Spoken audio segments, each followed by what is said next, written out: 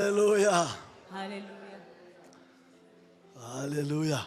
Hallelujah. Umunsi nk'uyu biragora kidogo kuba umuntu ashobora kwigisha neza. A day like this, it's really hard for someone to preach well. Kuko ibyo ubona biba bivuga kurusha n'ibyo utekereza. Because what you see can say more than what you're thinking.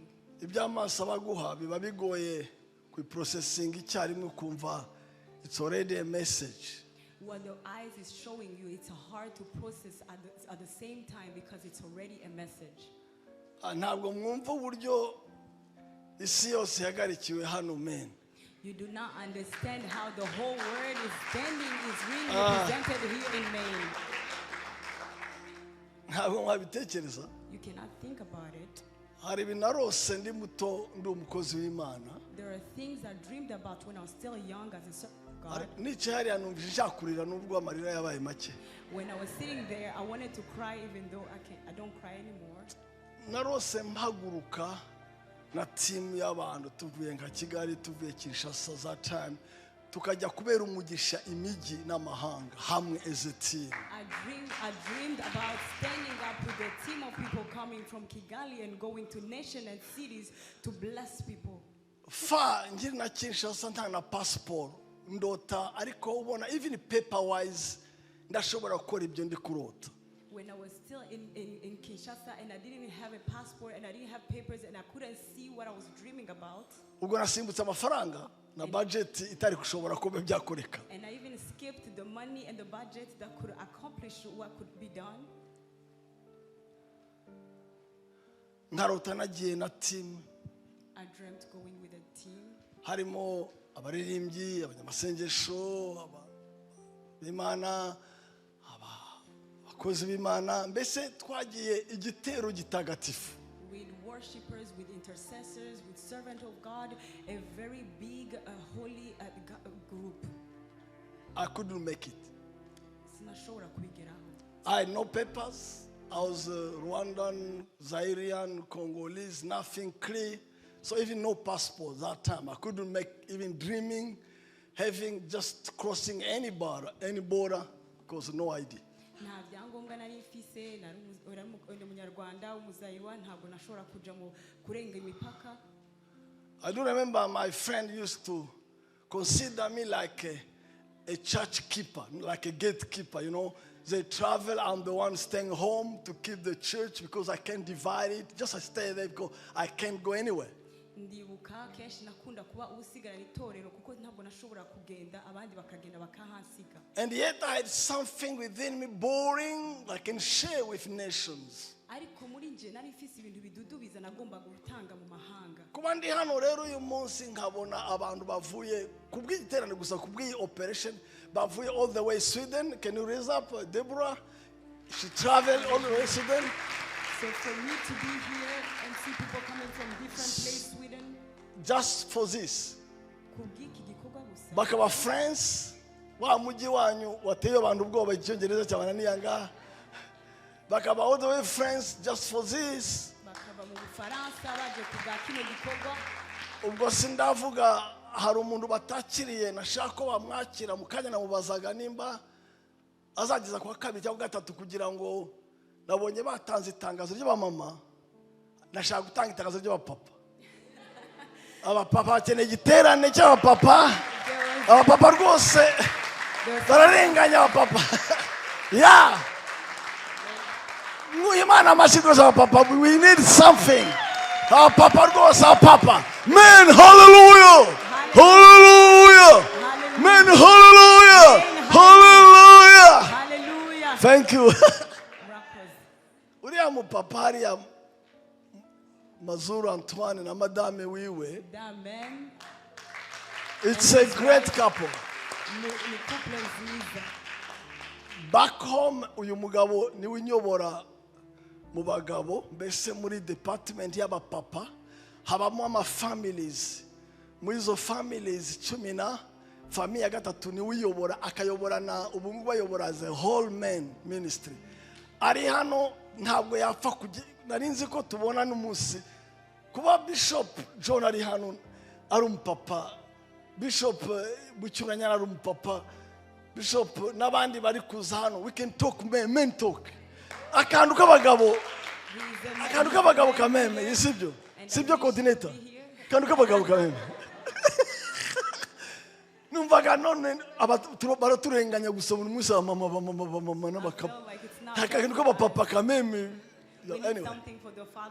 So iriya kapo rwose n'abantu abadiakoni back home baradufasha umurimo tugendanye nabo kuva turi Masoro na back Kimisagara ari abantu b'Imana, very humble, very servant rwose turabashimiye imbere yabo. Thank you.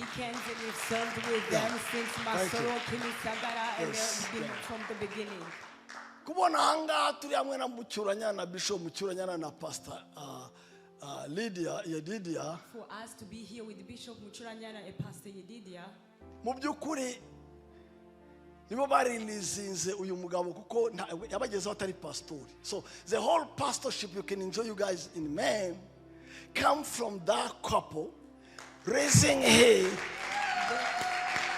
and the one that released this pastor, he was not a pastor, and everything you can see the pastor. Kandi murabizi ko pastor wanyu hanga abamene afite urubavu rumwe n'ibiro munsi ya 60 n'inka 54. And you know that your pastor is under 60 kgs. It's below 60 kg. So it's like a 54 or 50. So rero yo mureba, I can't believe I'm at Pastor David Mugisha place. I can't believe it. And the Pastor Queen Uwera. Oh my God, this is just. I know them as a teenager. And I see them growing up, catching the vision, standing firm on extent of being a blessing to a city.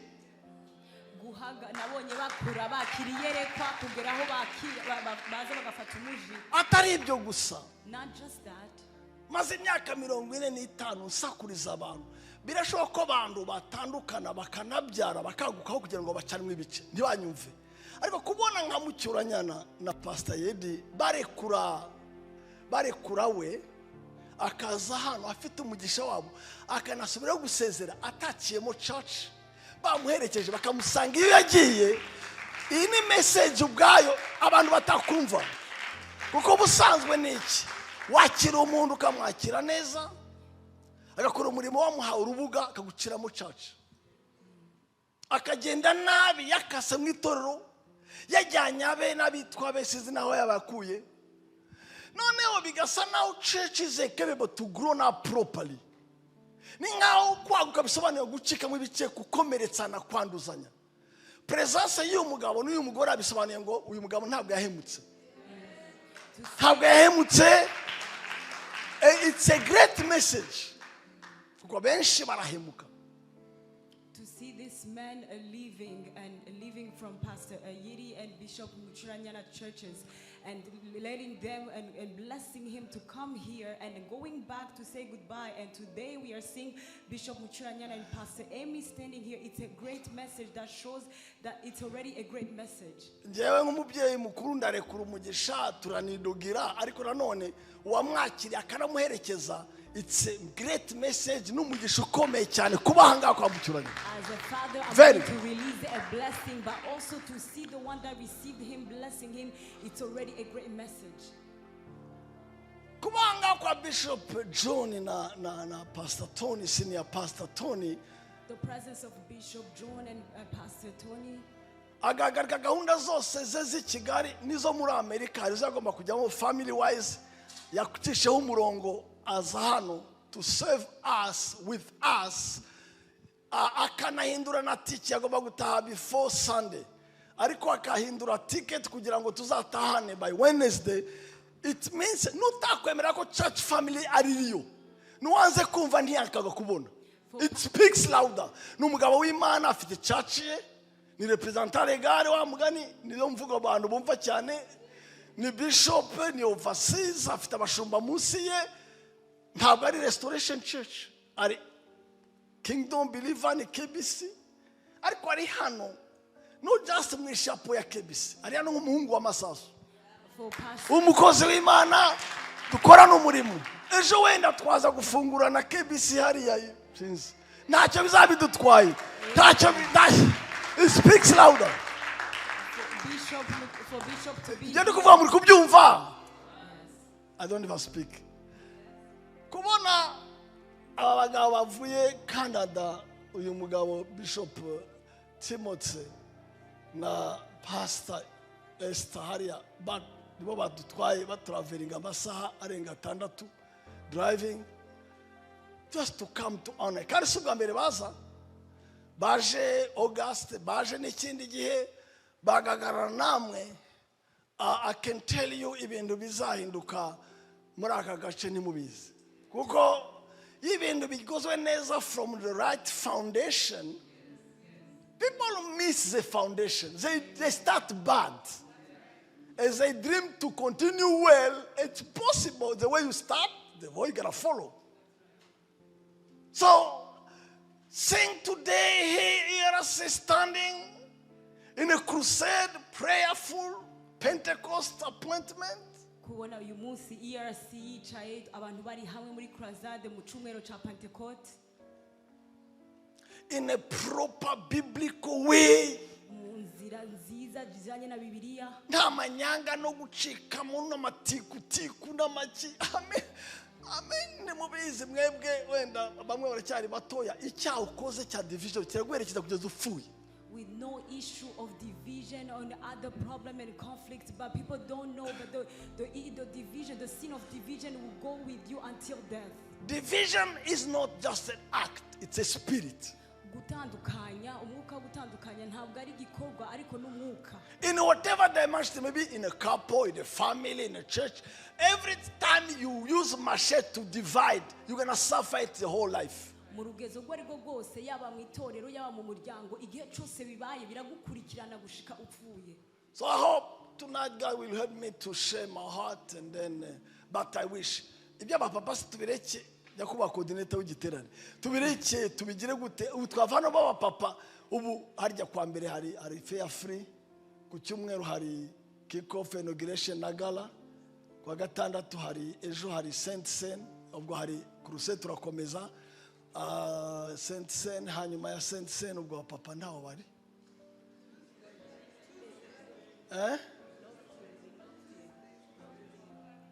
kwa kabiri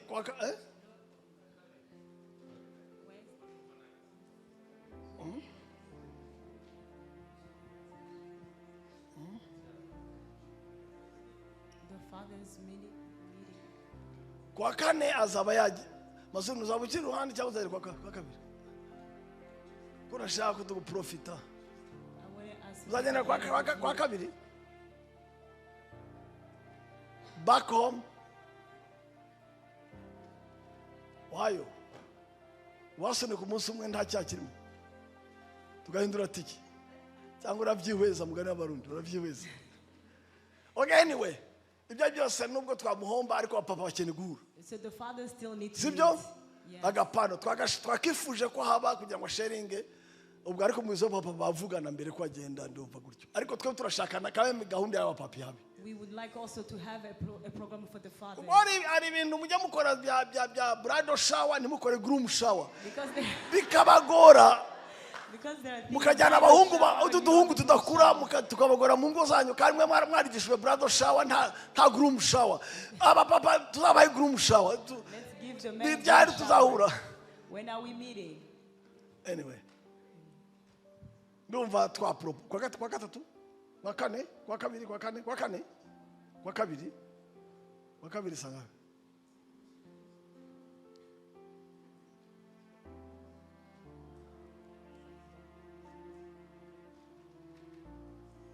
kumanywa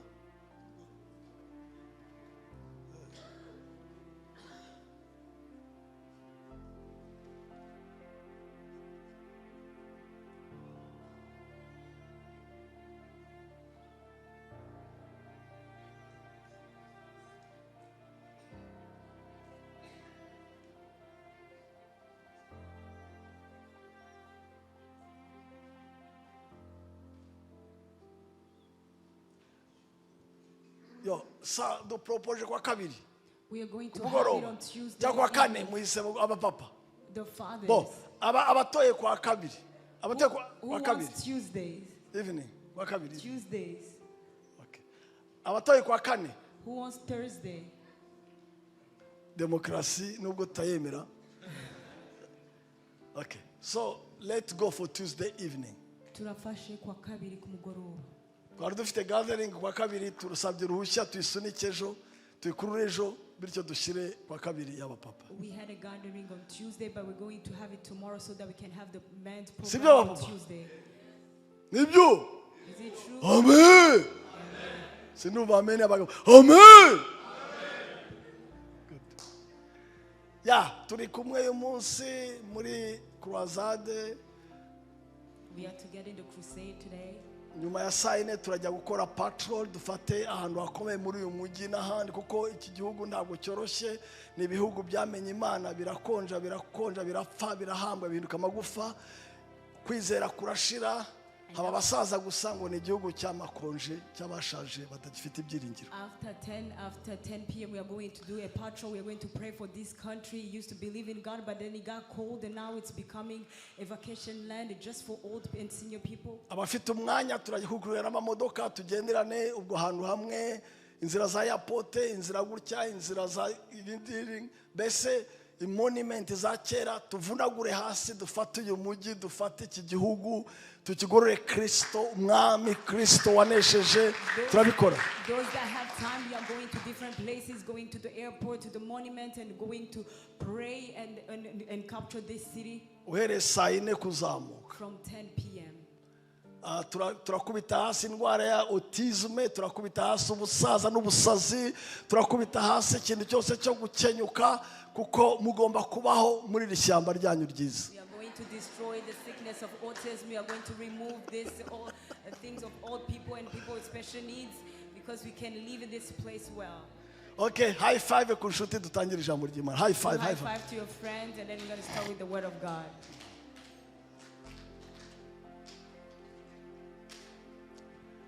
Ya kubera ko dutegura Pentecost Because we are preparing Pentecost, na isasiye no gutera inyota kuko nta kintu wakira utakinyotewe.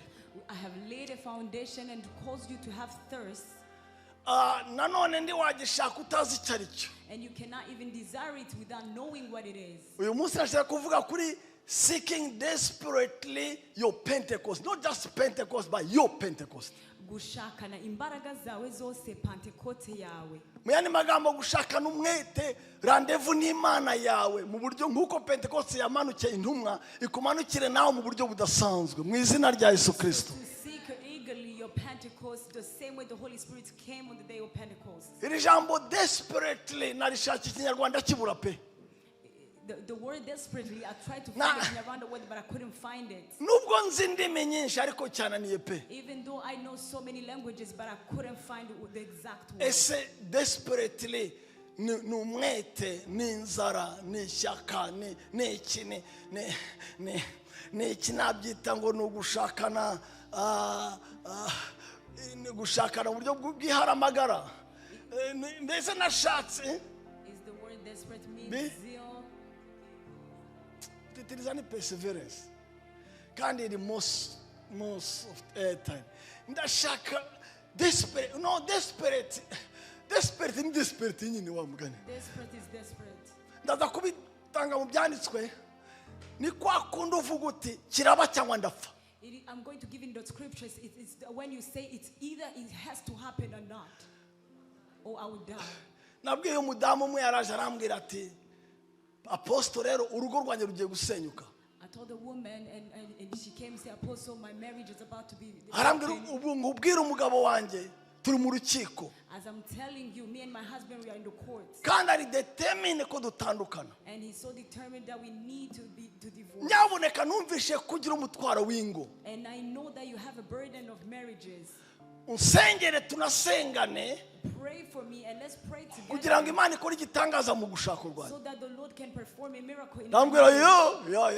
And he Arambwira said yes. arambwira uti ariko nutunasengana njyewe sinjya niriza ubusa. And I told her, and she told me, even if we are praying together, I don't fast. ibyo ngibyo byose numvishe gukunda kwiriza ubusa. Yego ndashaka usengera ariko tunasengana ariko dushyiremo kwiriza ubusa kuko ngewe kwiriza ubusa ikiryo ndacyubaha cyane indya ndayemera cyane vraiment icyo kintu ntabwo ngishobora. Yes, we are going to pray together, but then I know you like fasting, but I cannot fast because I honor food. Nambwira ya ntabwo ari turasenga ni wemeza uzabikora utameza nda kibazo nzagusengera. And I told her, yes, we are going to pray together. If you are convinced, you can fast. Hashize iminsi 5 exactly. After 5 days exactly, umwana wararwara. the child got sick. Araremba cyane. They got very sick. Bamushyira muri ICU. And they put them in the ICU. Arampamagara. And she called me. Arambwira apostle. And she said, Apostle, Rwose ndagusaba. I'm going to ask Mu mwanya mutugira come to the hospital. in a short period of time that you have come to the hospital. Numva Imana imbwiye ko nuhagera hari icyakoreka simfusha umwana wanjye. I felt like the Lord telling me that if you get here, my kid is not going to Mfusha die. urugo rwanjye. I can see my marriage being broken, Mfushe n'umwana wanjye. but I cannot also Rwose lose ntabwo my mbyemeye. kids. I'm refusing. Ndizera neza ko nugera ku bitaro ugasenga nanjye hari ikiba. I believe when you get to the hospital and pray with me, there's something Ndagenda going to njya ku happen. bitaro. I went to the hospital. Mpageze When I got to the hospital, saga amaze iminsi 2 ari mu munsi wa gatatu I found that she has spent 2 days, and this was the 3rd day, atararya without eating, ataranywa without drinking, atarahindura n'imyenda. without even changing their clothes. Arambwira ati naguze ibyo ndimo. And she said, you don't know what I'm Nataye going umutwe. I've lost my mind. Arambwira rero ati maze uyu ni waka And she said, ntarya this is the 3rd day without eating, kuko sinashobora kumira mbona umwana wanjye uko ameze. because I cannot really swallow anything without Arambwira, seeing how my child is. I'm seeking desperately the resurrection of my son. Ndiko ndashaka nsaba Imana uko bishoboka kose uko Imana yazura umwana Arambwira wanjye. yeah, you're right, I support you, Ndambwira uko ni ukuri kandi ndagushigikiye. but what you don't know, Ariko icyo utazi, if you could have used the same energy iyo bari gukoresha izo mbaraga nyene for your marriage too, urugo rwawe, something could have been done. hari ikintu cyari kuba cyakoretse. That's how she learned to fast. Uko niko yize kwiyiriza. Kuko ushaka ikintu nta kondisiyo ugishyiraho. Because when you're seeking something, you don't put a condition on it. Umukobwa wifuza kuzaterwa umunsi wa mariage nta na vinegre atanywa. A woman who wants to get ready for their wedding, they don't even take vinegar. Desperation. You know, abantu bafite desperation kubera amafaranga, akazi, mariage. Bafite desperation for accounting God. Abantu bakora uko bashoboye kose kubwa mariage, kubwa amafaranga, ariko nako bakora icyo bashoboye cyose kugira ngo bahure n'Imana.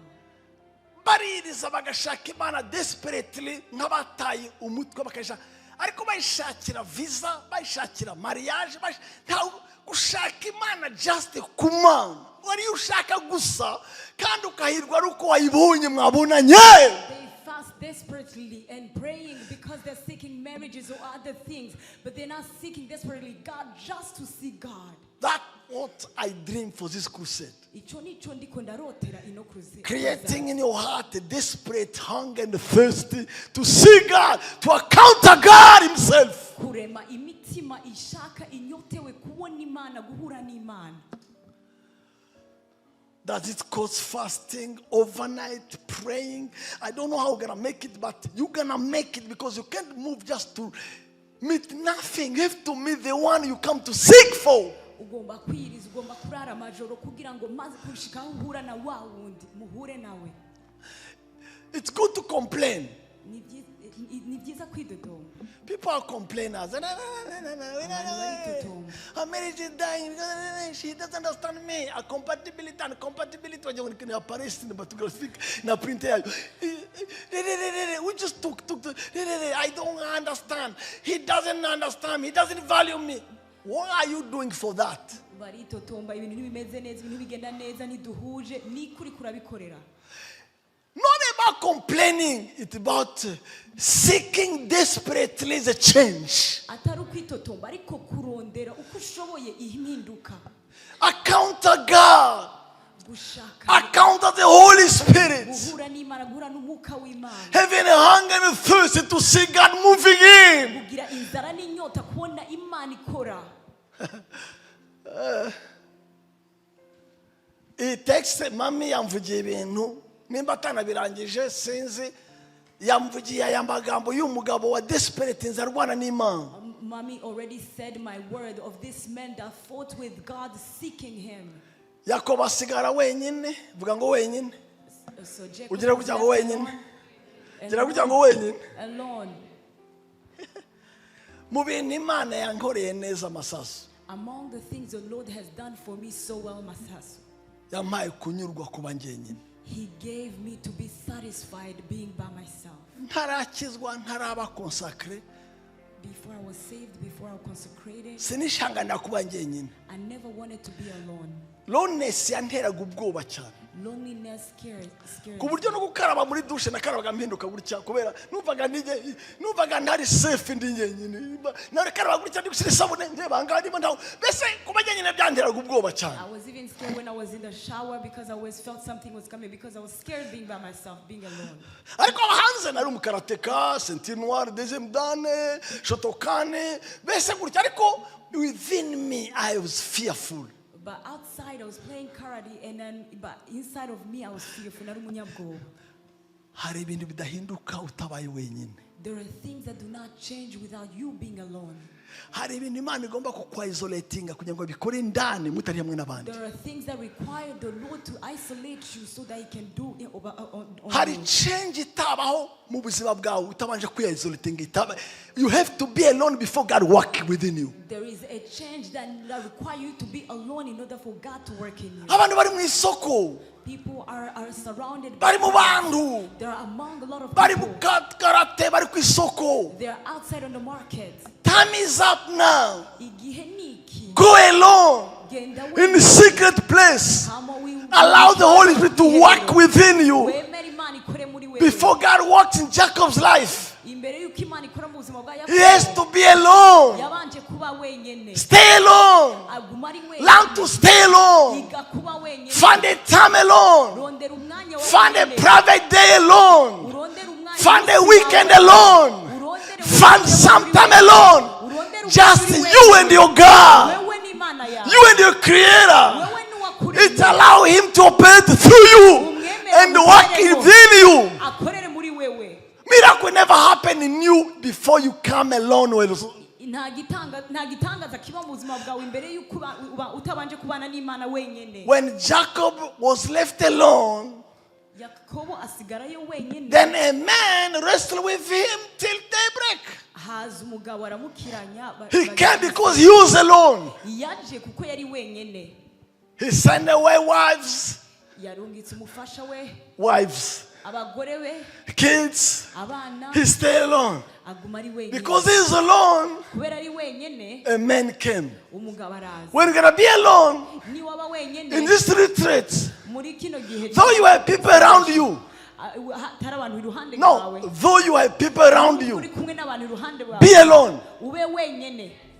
I don't know if I say it well. Sinzi ko nabivuze. Even if you are surrounded by people, Nubwo ukikujwe n'abantu, be alone. ube wenyene. Because the need is yours. Kubera ni wewe wifuza.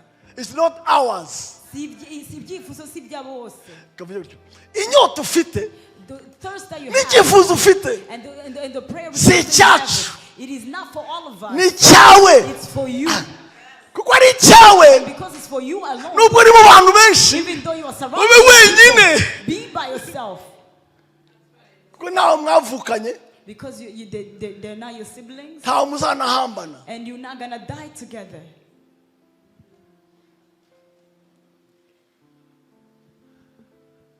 Abonye yuko atamutsinze, ubwo ni daybreak. Akora ku mutsi w'inyonga y'itako, umutsi wo ku nyonga y'itako wa Yakobo, uragaruka bagikirana wa mugani. Ndagiye uwo mugabo aramubwira ati, nekura kuko umuseke utambitse. Aramusubiza ati, la mbrasha la prete la freketa la mambre la pete. Aramubwira ati, And then the man said, let me go, for it is daybreak. amusubiza ati, But Jacob replied, I will not let you go unless you bless me. uvuge ngo I will not let you go unless you change my situation. nawe uvuge ngo sinkurekura udahinduye situation yanje. I will never let you go until you bring healing in my disease. Sindakurekura utankijije indwara yanje. I will never let you go until you bring my marriage to pass. Sinzokwigera ndakurekura kiretse unzaniye I urushaho. will never let you go until you bring revival in my church. Sinzokwigera I will never let you go until you bring change in my situation. utazanye ihinduka I mu will buzima never let you bwanje. until you bring breakthrough in my finances. I will never let you go until you, my God, my God, my God, my hallelujah. I will never let you go until you repair our broken family. Sinzokwigera ndakurekura utarashobora kugarukana gusana umuryango wanje. I will never let you go until you bring revival in these dead bodies, dead bones in this country, in this dryness France, in this dryness Europe, in this dryness America, in this desert and wilderness.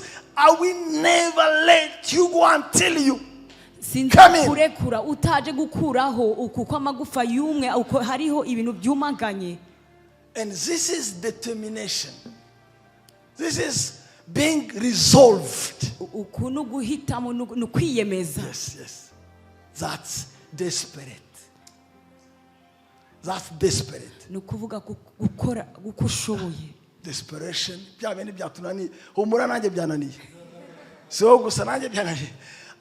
Nagerageza gusobanura desperation. I try to translate desperation. Nabuze uko nayivuga kuko kwihangana gutitiriza gukomeza kugira n'ukwiyahura tu. Ushaka nyabyo. Ko cyane ni n'abatitiriza bashaka cyane. Ndashaka ikintu kirimo biraba cyangwa ndapfa. Kwiheba. Ngamufasha abazinyarwanda bakuze baranga mu ntabare. Gufunga desperation keme. Gufunga umutwe. Ya no kwiheba. Kubikihebe se. Kwihebura. Ya kwihebura on desperation. No gutakaza ibyiringiro biri wase. Desperation is like yeah.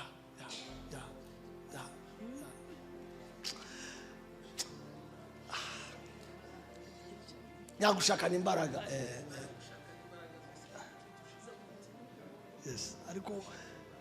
Yes, ariko umutima sense no gushaka nyine birenze gushaka. Ubwenge desperation harimo suicide aspect, harimo amabura kindi according to ChatGPT. Okay, anyway.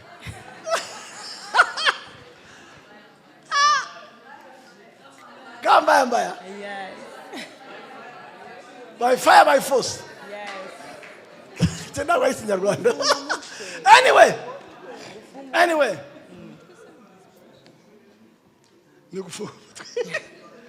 Yeah, anyway, it's like God, this situation have taken longer. Nukuvuga ngo iyi situation yafashe igihe kinini cyane. I'm tired. Ndananiwe. I'm fed up. Birandenze. I want to see it happen. Ngomba kubona kiba. I'm going to pay any cost necessary. Nzotanga igiciro cyose gikenewe. Until I see this change. Kugira ngo mbone kino gihinduka. You know, the first time I went in 7 days dry. Subwo bwa mbere nagiye mu minsi 7 yo kwiriza. The first time I did 7 days dry. Ubwa mbere nakoze iminsi 7 yo kwiriza I was used to do 3, 1, 4. Narimenye 3, 4. I was tired to see some situation not change my life. Nari naniwe no kubona ibintu bidahinduka mu buzima bwanje. Now I went, I said, God, I know 7 is a completion number. Ndabwira Imana ngo rero ndazi ko iminsi 7 ni ubwuzure. I've come to you. Naje kuri wewe. Either you change me or I stay here. Urampindura canke ngume hano. No, stay in the sense of die here. Canke ngo mfire hano. And then the first 2, the third day, he said, okay, I'm tired, I'm weak, but I'm still. Inyuma y'iminsi 3 nari ncitse intege ariko nari ngihari. Now the day 4, I start dizzying and losing control. umunsi wa kane ntangura kugira ibizungurwa, And then I couldn't speak. hama sinashobora kuvuga. Now I understand consecration. Hama ntangura icyo ari cyo kwiyegurira I Imana. want to be a living sacrifice. Ndashaka kuba Living sacrifice. kuba igitambo kizima, Holy, cejejwe, pleasing kinezezi to you. kuri wewe.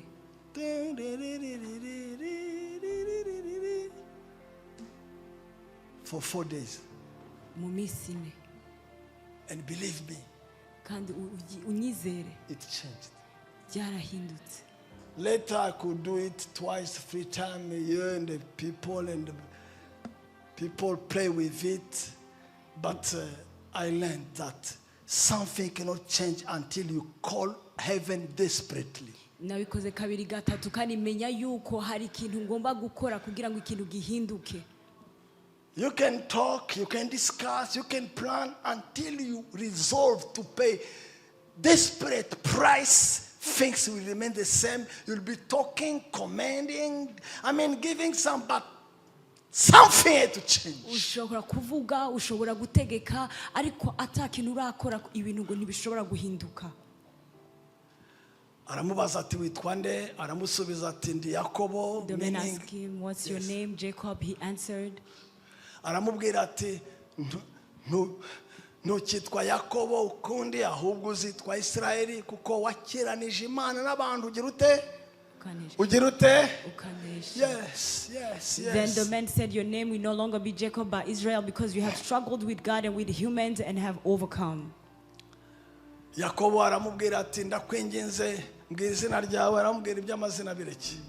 Yakobo yita aho hantu Penuel, ati ndebesheje Imana amaso sinapfa. So Jacob called the place Peniel, saying, it is because I saw God face to face, and yes, my life was spared. Penuel appointment. And I've called this crusade Peniel Ugomba kubona Imana ukabaho. appointment. You need to see God and neza. live. Ugomba kugira gute? You need to see kubona God Imana ukana and ukabaho. then live. Vuga ngo Penuel. Say Peniel. Subiramo Penuel. Say Vuga Peniel. ngo hano ni Penuel yanjye. This is my Peniel. Ndabona Imana. I'm going to see kandi God simfa. and I'm going to die. Amen. Amen. Ahita Penuel. And he called it Nanjye Peniel. mbise Penuel. And I'm calling it aho kubona Peniel. Imana Where you see God ukayibonesha amaso yawe, with your own ikakwiyereka, and reveal yourself kandi to you. ugakomeza kubaho. And you continue to live. Uzapfuzarama, You will not die, you will live. You will not die, you will live. kugira ngo uzamaze imirimo myiza Yesu So that you akora, can proclaim the good uzayivuga works uri of muzima God. mu You will izina rya say it Yesu when you're Kristo. still alive in the name of Jesus Christ. Mose abwira Uwiteka ati dore ujya untegeka, ujya uti jyana ubu bwoko ntumenyeshe uwo. By the way, ni bangaha batumva n'agake k'icyongereza? How many people don't understand nta cyaha kiri mu English? rurimi nk'amashi, nta kibazo wakagimana cyangwa iringara cyangwa se bitaboroye. Ndashaka kureba nimba nasigara mu English cyangwa se najya mu Kinyarwanda. I want to see if I can just remain in Kinyarwanda ba hano English. mugeruka kera. Mvuga Ikinyarwanda cyangwa Icyongereza? Should I preach in Kinyarwanda or English? Kinyarwanda. Muze uvuze iki? Okay. Sawa, muze yaratsinze arabatoreye. Mose abwira Uwiteka ati dore ujya untegeka uti jyana ubu bwoko ntumenyeshe uwo udutumanye, ariko waravuze uti nkuzi izina kandi wangiriyeho umugisha. Nuko niba ngugiriyeho umugisha nyakubahwa koko, nyereka imigambi yawe. Haleluya. Kugira ngo nkumenye, mbona uko ndushaho kukugiraho umugisha, kandi wibuke yuko ubu bwoko batajya gutera amagambo. Ubu bwoko ni iki? Urabwita ubwanjye nanjye nkabwita ubwawe bagenzi bawe. It's mine and I'm going to call it yours. 14 aramusubiza ati ubwanjye nzajyana nawe ngurure. Vuga ngo azajyana nanjye ndure. My presence Vuga cyane azajyana nanjye ndure. And I will give you rest. Ikindi cyo kujyana nanjye apana nundi, ubwanjye. This thing of going with me and himself. Yes, himself. Ubwanjye ngurure Mose aramubwira ati aha rero niyo desperation cry. Ubwawe tajyana natwe ntudukure ino. If your presence does not go with us, do not send us up from here. I like this. Ndabikunda ibi. Urashaka ko njya hariya? You want me to go there? Ndajyayo. I'm going to go there. Ariko ubwawe nutange imbere. If you don't go ahead of me, marayika ntabwo ngenda. If you send your angel, I'm not going to go. Umuhanuzi singenda. If you send a prophet, I'm not going to Sinshaka go. umuhanuzi. I don't want a prophet. Ndashaka wowe ubwawe. I want you by yourself. Ubwawe nudahaguruka nanjye. If you don't go with me, singenda. I'm not going to go. I'm not going to make a step forward. If you go, I'm not going to go where you're sending me. Until you guarantee me that I'm going to go with me. And I'm going to say, let the Lord go ahead of you. Don't make a step without Him going forward. In the name of Jesus Christ. Seek God desperately until He's revealed and go before you, because you cannot go without Him in it. It will not even make a sense. People are dying. They have done their own things. They have married themselves. They started their own work by themselves. They started their own business by themselves. When they got in the middle, things went south because they started seeking God that did not go with them. When they sought for Him, He came and told them, we did not start together. I cannot come take you halfway. If we were to start together, I would have been in the middle of it. The way you started, by yourself, the one who started is going to continue. But the Lord today, may He give us strength to seek Him so that He can go before you and not make even one step without Him in it. If you go before Him, you get exhausted. But let Him start before you and go before you. And start ahead of you and go ahead of you. And when He go ahead of you, He's going to conquer for you. When you get where things are hard, you will tell Him, in this, I told you, if you don't go before me, I will not go anywhere. So come in it, come in the midst of it, come and do it. In the name of Jesus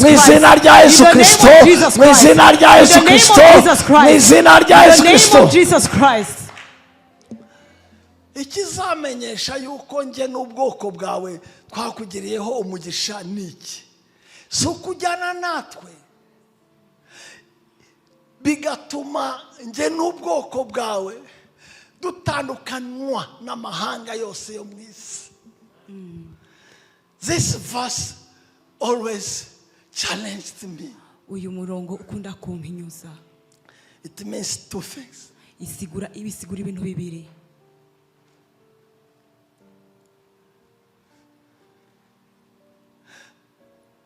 His presence ukubaho kwiwe is not optional. Ntabwo ari uko gupfa kubaho. It's not just an option. Kubaho kwe ntabwo ari option. Ntabwo ari amahitamo. His presence is not optional. Kubaho kwe imbere yawe, His presence before you, that is what is required in front of, before you make a step forward. Let me say another word. Option B. There is no plan B. If this woman was the one I'm going to marry, and I see that they are taking time, then I'm going to take the other one. That's option. But when you go with God, there is no option. Either you have to be in it or not. He is the one He said or no one else. There is no choices. And that's why He's saying,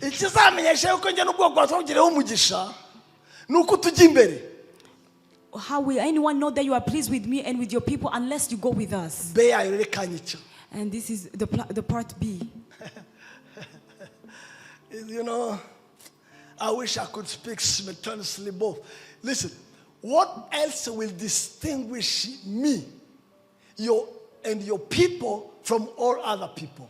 si uko ujyana natwe bigatuma jye n'ubwoko bwawe dutandukanywa n'amahanga yose yo mu isi.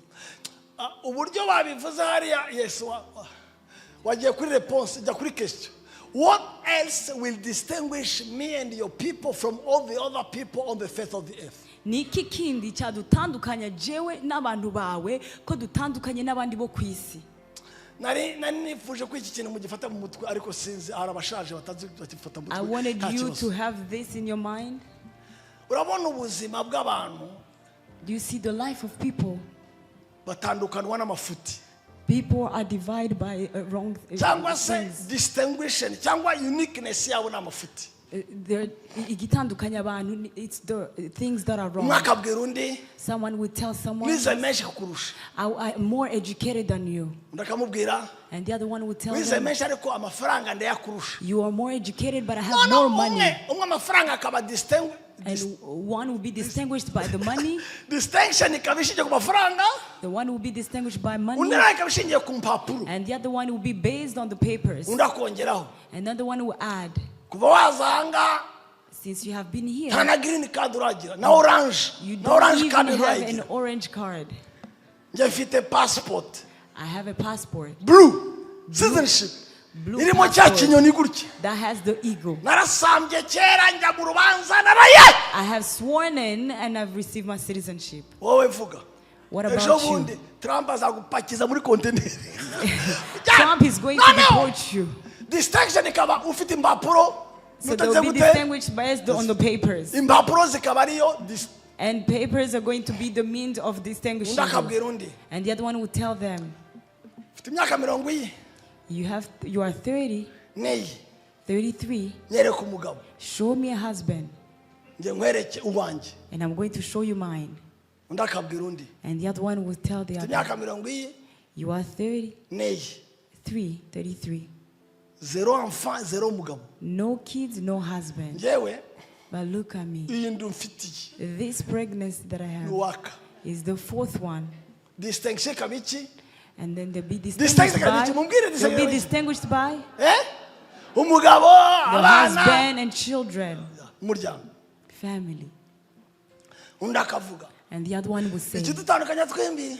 what makes the difference? Here in America, I'm a house owner. Hano muri Amerika mfise inzu. A house owner. Mfise inzu. Yaba afite amadeni 20 bizi bikuri. Yaba bimwe. Whether they have 20 loans, Ariko afite icyondo. but they have Afite just ibyondo dirt. bipanze They hamwe. just have dirt. Kigali.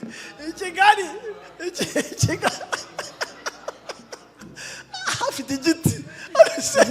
Here you have trees. Back home. Aho tuva, Back home yo muragiye yo ukodesha agiye kwirata kumukodeshereza. when the tenants go to talk to the landlord, Abwira bageze ngo nyiri byondo yaje kunderanje. and they say the landlord came to disturb me. Ubwo yari inzu akabwira ngo nyiri byondo yaje ku bese like nyiri byondo bese ni byondo byari gikugisa. The ground owner. Urumva rero yabibyise ibyondo biheruka bitakazaga. When he's calling it ground, then it loses the value. No. Hano rero mwebwe nawe ari byo ni nyiri giti. So here, Nyiri ubaho. the tree owner. Nyiri mbaho The yanzindukiye. tree owner. Nyiri mbaho yanzindukiranye. The tree owner came Nyiri to mbaho talk to me. merena. The tree owner. Wajya ngo gacinjiro. Nyiri mbaho.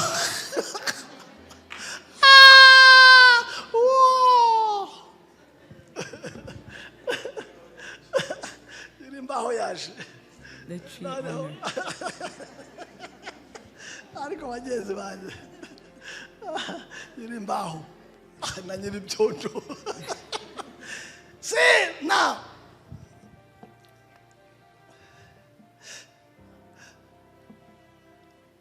Musa abwira Uwiteka. And Moses told God, Distinguishing character yacu ni your presence. what's going to distinguish us from others is your presence. mwanyumvise? Did you hear me? Ikizadutandukanya n'abandi si amafaranga, si imbaho, si icyondo, What's going to distinguish us Samashuri, from others? It's not si abana, money. si urushako. Your presence. Kubaho kwawe. Your presence. Kubaho kwawe. Urabona Here, hari abantu bari muri competition, muri comparaison, there are people that are in competition, comparison. bigatuma abantu barwara imitwe kandi bakagiza amahoro. Ikigudistinga si uwakoze ibisa n'ibyawe, si n'uwakurwanyije. Ikigudistinga ni presence y'Imana mu buzima bwawe. And it's causing people headache. Icyo nicyo ugomba gufata cyane. Akurusha amafaranga, by the way, ku maso y'Imana ntabwo ari promotion, ni distinction. To the eyes of God, it is not a promotion, but just distinction. Ku Mana ntabwo ari uyu nguyu arutuye, uyu arutuye, hoya ntibasa. To God, Ku Mana ni ubudasa. We are not who is above. How unique, different we are. That's God. Ariko twebwe who is above who? twebwe ni uruta uwundi, ninde aruta uwundi, ariko ku Mana ni gute dutandukanye. Abantu barapfuye kubera ubusumbane, amarushanwa. I want to be higher than David, I want to be higher than that. You're going to die just competing. Notice you are different. And what distinguishes you is God's in your life. That's it and enough. Abantu bariko barapfa kubera bariko baragira amarushanwa, ariko ikihuta no kumenya uko Imana ikigutandukanya ku Mana. Nimbure muri Amerika nanye ndi Kimirongo. If you are in America, I'm in Kimirongo. Ntabwo ari uko ahuri naho. What makes the difference is not where you are. Nimba ufite umugore, if you have a wife, intambara zawe n'urugo rwawe, nanjye ndacyari celibateri mfite zo rwana na Yesu, buri muntu intambara turatandukanye ntiturushanwa. The battles that you are going through in your marriage and the battles I have as a single person, we are different, but we are not competing. Nimba usenga mu Cyongereza, njye nsenga mu mashi, twese turasenga. Ikibazo ntabwo ari indimi dusengamo, n'uburyo tuzamura Imana hamwe. If you are praying in English and I'm praying in Bashi, that's the problem. That's not the problem, but what's important is that we are praying. Musa yongera abwira abantu, abwira Uwiteka Imana. And Moses told God, Lord, ikizatuma tuba unique. What's gonna show us being unique? Apana ikizatuma turuta abandi. Well, now what will make us better than others? Ikizatugira umwihariko. What will make us to be different? Ikizadutandukanya. What's going to distinguish us from others? What's going to separate us from others? What's going to be our specialty? It is no other greatness, but it's you being with us. It's you going with us. It's enough. We don't want others, but we want you. May the Lord help me. Uwiteka aramubwira, yaraje, brefe simbatindira ahangaha, ubwanjye nzanyuza kugira neza kwawe. Yaraje koko, hanyuma rero ngeze kundi nawe wasabye desperately. I'm getting to the other one who cry out desperately. Mordecai nawe abutuma wasubiza Esther ati, we kwibwira yuko ari wowe wenyine uzakira mu Bayuda bose, kuko uri mu nzu y'umwami. Kuko ni wicecekera muri iki gihe, nta kabuza Abayuda bazajya bate tarwa bakorerwe bakoroherwe biturutse ku bandi, ariko wewe n'ab'inzu ya so bazarimbuka. Ariko icya kwemitse ngube umwamikazi kw'iki gihe no kugira ngo ibi narabivuze Phoenix kabisa. Nuko Esther atuma kuri Mordecai aramusubiza ati, ya genda uteranya Abayuda barishushana bose, mwiriza ubusa. Vuga ngo mwiriza ubusa, vuga ngo mwiriza ubusa. Abatariye n'abariye bavuge ngo mwiriza ubusa. Those who did not eat and those that ate, fast. Mwiriza ubusa, fast. Munsabire mumare iminsi 3 ku manywa na nijoro, mutagira icyo murya cyangwa munwa. Mbade nanjye n'abaja banjye tuzabigenza dutyo. Umva rero desperation. uko niko nzasanga umwami. Uko niko nzasanga umwami. Uko niko nzahagurukana imbaraga. Uko niko nzatinyuka. Uko niko be able to stand boldly. Uko niko nzasanga umwami. This is how nirengagije itegeko. Umva rero desperation uko ayivuga. Kandi ko mutafasha. If I perish. Give me synonym. Nimfa. Yes. Nimba zafa. Yes. Give me synonym. Ikizambaho chimbeho. Kama mbaya, mbaya. Ndahagurutse ndagiye. Umwami natandunga inkoni ngapfa. No pro iriya niyo bita iriya. Iya niyo bita desperation. That's desperation. Yeah, it's like, God, give me. Wa muji wanyu baita gute? Uyu muji atari Portland, uyu muji Raymond, yeah. Give me Raymond. Man imha Raymond changemfe. Ubwo ni sangapi mu gitondo cya kare. Saa sita cyane lambra shata. And this is early in the morning and in the noon. Man, God, give me Raymond or I'll die. I cannot just come here for a burger and die like that. Give me Raymond. 12 p.m., 1, 3 p.m., 4 p.m. in the evening. God, give me Raymond.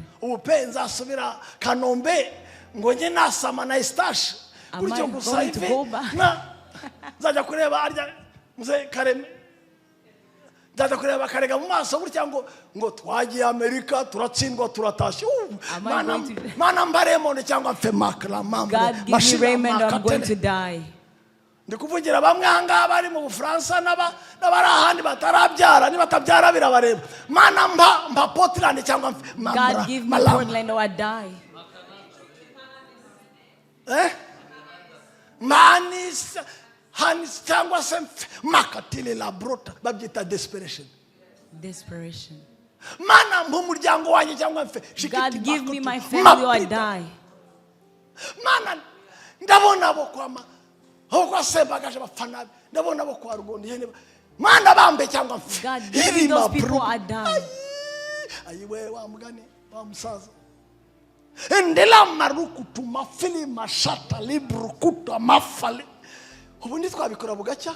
Can we do this until in the morning? Ubundi ntabwo twabikora ibintu. Can we do this until in the morning? Mana abana banje baguye ku rumogi barapfuye meze nabi babuzinzira. God, my kids are dying of drugs and they are really doing badly. Patrick. The Lord that changed Patrick, He can change even others. Patrick. Caleb, Imana yafanye Patrick, yafanye Caleb muri Patrick. Katila mambo. Caleb out of Patrick. Hakabari IT. And today he's in IT. Imana yavanyemo Emi gashiramo Yedi. The Lord that took Amy and turned into Yedidia. Imana yavanyemo Guillaume. The Lord Guillaume. Gashiramo Caleb. And then became Caleb. Muhizi. The Lord that turned Clement. Imana yangirije umuhungu wanje Josue Benimana akava mu rumogi nizo bakaba umugabo uko galama shulum remala. Saved my son Josue and took him out of drugs. Ukavuga mana na Caleb nawo kitila Abraham ibyo mbaye ndebwo mu byumva mwebwe ni mu byumva. What I'm desperation is desperation. Imana yakanguye masori gasuka revival mu teenager.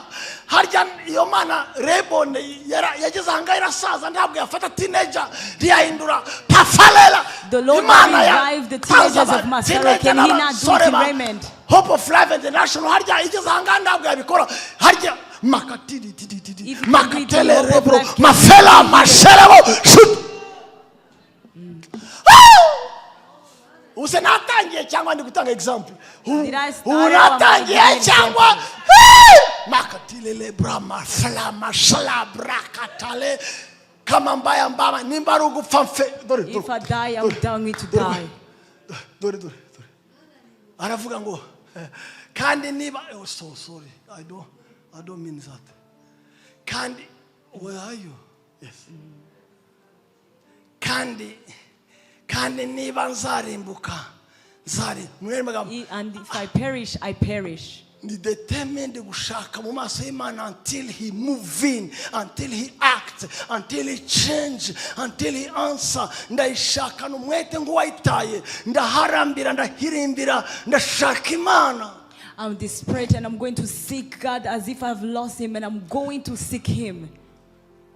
In 1999, mu 90 nakoze Mr. Tunuriya uriya mama I did 3 days with Mama Mos. Turi mu cyumba cy'amasengesho kuri etage hano. And we were in a prayer room. Cyo gihe Kinshasa abanyarwanda babagayo. And at that time in Kinshasa, the Rwandese people that lived Bari there, bazwi ibintu bibiri gusa. they were known by two things. Agacupa na Mariya. It was Mary, Niko bavugaga the bonye. Virgin Mary, and alcohol. Tumara iminsi 3 turi gutabaza Imana. And we spent 3 days crying out to the Lord. Ntacyo wakora ku banyarwanda. Can you do something to the people of Ntacyo wakora ku Rwanda? banyarwanda. Can you do something to Ntacyo the wakora Rwandese ku people? banyarwanda. Can you do something to the Ntacyo Rwandese wakora ku people? banyarwanda. Can you do something to the Ubu Rwandese bwoko people? hari umunsi naganiraga gutya ndi kubwiriza umudamu umukongomani avugana na mugenzi arambwira ngo tipo lokula Rwanda penja me elongi lokula Rwanda me elobile penya Rwanda te lingana makanja penya makasi abwira mugenzi ibyo ntabwo abyumva yabwira mugenzi ngo uyu mugabo uko tumureba arasa n'abanyarwanda ariko imvugo ye iringana rye rirakaze cyane. He was telling his friend that the way he speaks, he looks like a Rwandese, but the way he's speaking, it's different. Hanyuma mugenzi arambwira ngo And his friend told him, te akoza la Rwanda te akoza Rwanda te parce que ba Rwanda bangweza la kaka mulangi chupa na Maria. and they say he's not Rwandese because the Rwandese people, they drink and they just believe in Mary. Abivuga ndi kumva. And he said, when I could hear. Imana irambwira urumva ko bwoko bwa buzwi ni chupa na Maria gusa. And they said, this is how your people are known. They're known by alcohol and Mary. Uko niko Jerusalem ministry yatangiye kuzamuka n'imbaraga. And that's how Jerusalem ministry God started. wants you to do something for your family. Imana irashaka icyo ukora ku It's a bw'umuryango must. wawe, kandi ugomba kugikora.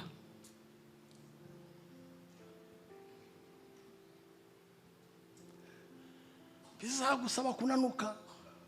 Bizagusaba amajoro. It requires you to be skinny. It requires you to Sinzi spend icyo nights. bizagusaba. I don't know what it's going to ask you. Ariko Pentecost But this Pentecost, uhure n'Imana meet with God, encounter Luis God. jyaho. Do not leave him Munajyanirane. here, and even go with him. kuko hari ibigomba guhinduka ikugenza imbere. Because there is things that need to be changed when he goes up before you. Ese ko ngiye kubatindira mfite byinshi ubu warekera. I have so much. Zaburi 42. Psalm 42. Nguko imbarakazi yahagizwa no kwifuza imigezi. Niko umutima wanjye wahagizwa no kwifuza iki? Wifuza iki? Inzoga. Icyo kurya. Desire what? Agaciro. Yifuza iki? Pants for what? As the deer pants for streams of water, so my soul pants for you, my God. Nasinze ntaranywa. Uko imbaraka zishaka amazi. As the deer pants for streams of water, Niko nanjye shaka Imana. so my soul pants for Ndashaka you. butaracya. I seek him Ndashaka mu before in the gitondo. morning, Ndashaka mu gicamunsi. in the Ndashaka midday, nijoro. at night, Ndashaka n'ikingiranye. when I'm Ndashaka in muri the praise secret and place, worship. in the presence of Ndashaka worship, Imana. I seek him. Ndashaka Imana. I seek him. Ndashaka ng'uwayitaye. I seek him as if I lost him. Hari umwana ahangaha umwe twasenganaga n'ubu turacyasengana Imana imumugisha. There is this kid that we used to pray together. We still pray together. May God bless them. Yagiye waba usara amubwira gutya. I went to their house and the father told him, Usigaye usenga bene n'iki kwa Masasu. You're starting praying like the things of Masasu. Ambwira papa. And say, yes. Arambwira bari aba Masasu n'abapanya. ntabwo bazi Imana bo basenga Imana nk'abayitaye uravunika twebwe twavukanye nayo. This Masasu, they pray as if they've lost him, but us, we were born with God. Nimba utarayitaye rero urapfuye. If you have not lost him, we have all lost him. You have to see God as if you lost him. Ugomba gushaka Imana nk'uko urayishaka. Hanyuma uyu munsi Imana ishimwe ko nabo bayitaye bakayikurikira. So praise be to the Lord, because even them now, they have lost him, and then now they are going after him. Utarayitaye avanga twe turi bayitaye. If you have not lost him, turayishaka shaho. we are seeking turayishaka him. cyane. We are seeking him so much. Nguko imbaraga ziyahagizwa no kwifuza imigezi. As the deer pants for streams of water, niko umutima wanjye, so my soul, niko ubuzima bwanjye, so my life wahagizwa pants no kwifuza Imana. For you, desiring you, God. I miss God. Nkumbuye Imana. I miss Jesus. Nkumbuye Yesu. I miss fellowship. Nkumbuye I miss gusabana. prayer time. I miss His presence. I miss Him. I miss Him. I wish I could see Him. I'm gonna seek Him. Ngomba kwibona. Desperately. Desperately.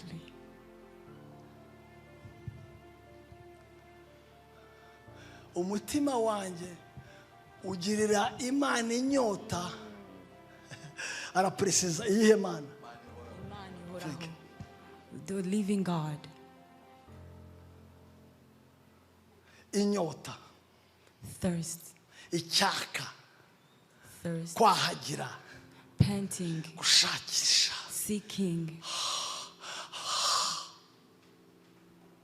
Kudahaga. To not be satisfied. My soul thirsts for God, for not any God, the living one, the true one. Oh my God. Umutima wanjye ugira Imana inyota, Imana ihoraho. Ndagiye. Amasaha yanyu nayo. Okay. Zaburi 8:11. Psalm 81:11. Akabe mugasome, akari mu kuri kurere, akari mu irangi mugasome. Read part B. Open wide your mouth and I will feel it. Open wide your mouth and I will feel it. Wowe ufite byiza bagiye gusukira ugira ute bakubwiye kuri. If you have good things about to pour. Cyane. Yo ni ayura cyane. Ngaho munyereke asama cyane. Show me, open wide your mouth. Mubaya basiri mudore sasa. Dore sasa. Bavuze cyariya. What did they say? Did they say close your mouth?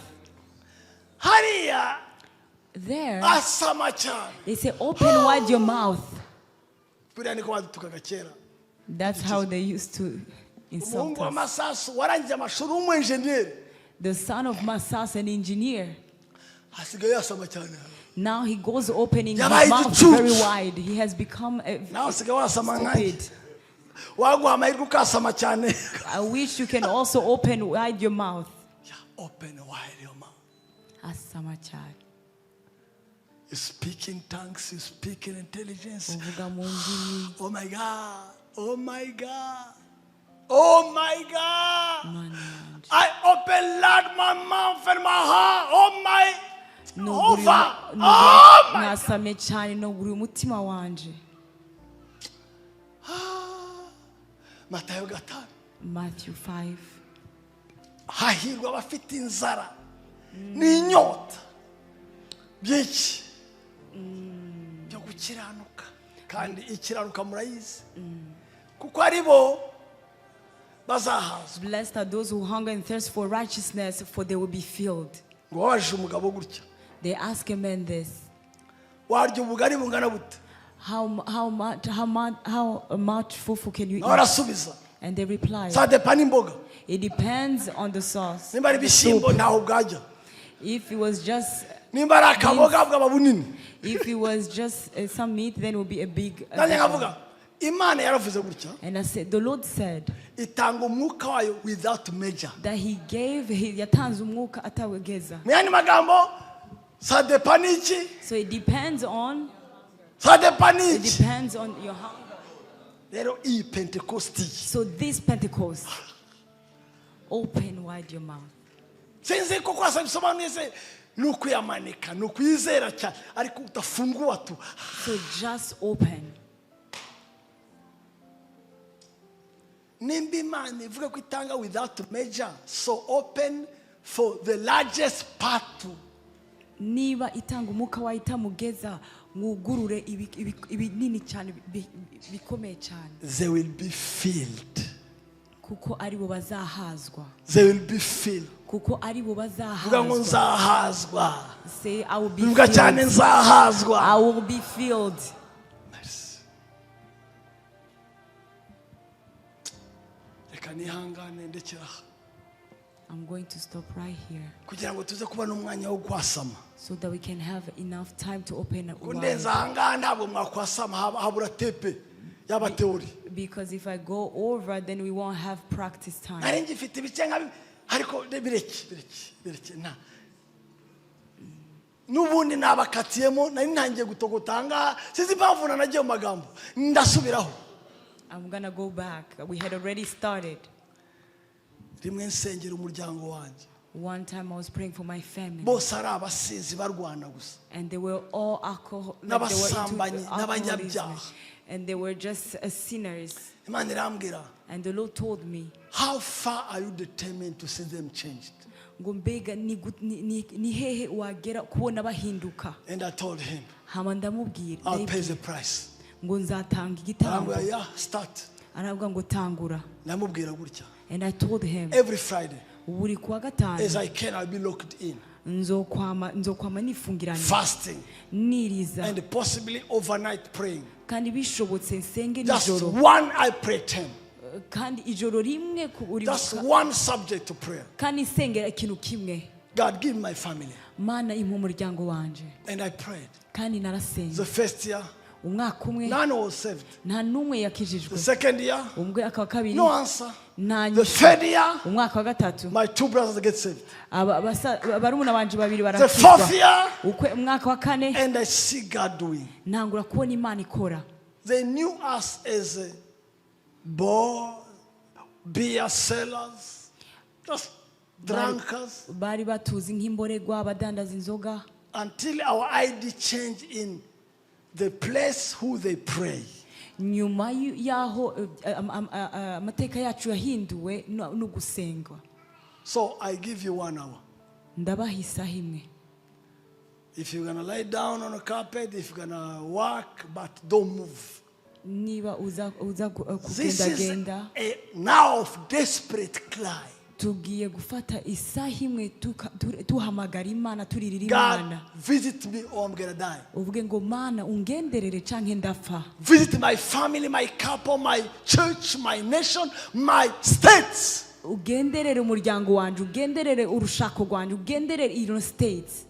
After that, we're gonna go for patrol. But for now, this hour.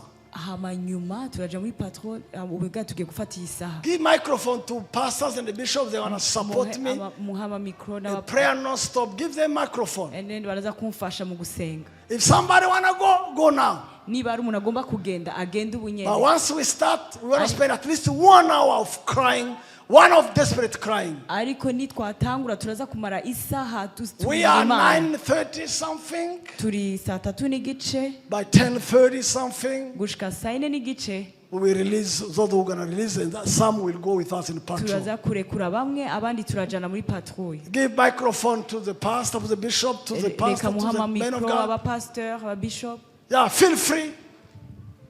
You can either wafukama wakucara hasi warambara kuri bani babagiye mbese ndagusabiye isaha ibe desperate call.